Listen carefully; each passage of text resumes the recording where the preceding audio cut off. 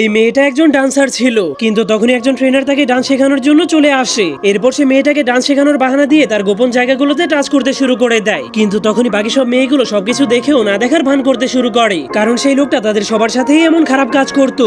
এজন্য সেই মেয়েটা ক্লাস শেষ করে একটা গাছের নিচে বসে বসে কান্না শুরু করে দেয়। ঠিক তখনই একজন অসুন্দর লোক তাকে কান্না করতে দেখে তাকে খুশি করার জন্য গাছ থেকে একটা বিড়ালের বাচ্চাকে নামানোর চেষ্টা করে, কিন্তু সে বিড়ালটাকে ধরতে গেলেই গাছ থেকে নিচে পড়ে যায়। এজন্য মেয়েটা লোকটাকে নিজের ঘরে নিয়ে ব্যান্ডেজ করে দেয়। এরপর সে লোকটাকে এক কাপ কফি বানিয়ে দেয়, কিন্তু যখনই লোকটা কফিটাকে শেষ করে তখন সে দেখতে পায় মেয়েটার কাছে কোনো টাকা না থাকার কারণে সে অনেক খারাপ কোয়ালিটির চিনি দিয়ে কফি বানিয়েছে। এরপর সেই লোকটা বক্সিং ম্যাচ খেলতে গিয়ে 50,000 টাকার প্রাইজ মানি জিতে যায়। এজন্য সে ওই টাকা দিয়ে মেয়েটার জন্য অনেক ভালো এক বস্তা চিনি কিনে আনে। এরপর সেই চিনির বস্তাটাকে তার দরজার সামনে রেখে চলে যায়, কিন্তু মেয়েটা সবকিছু বোঝার পর সেই লোকটার সাথে ডেট করার জন্য চলে যায়। এমনকি সে লোকটাকে তার কালকে ডান্স কম্পিটিশনে যাওয়ার জন্য দাওয়াত করে। কম্পিটিশন শেষ হওয়ার পর সেই লোকটা মেয়েটাকে প্রপোজ করার জন্য ফুল নিয়ে অপেক্ষা করতে শুরু করে, কিন্তু আজব বিষয় হলো তার সেই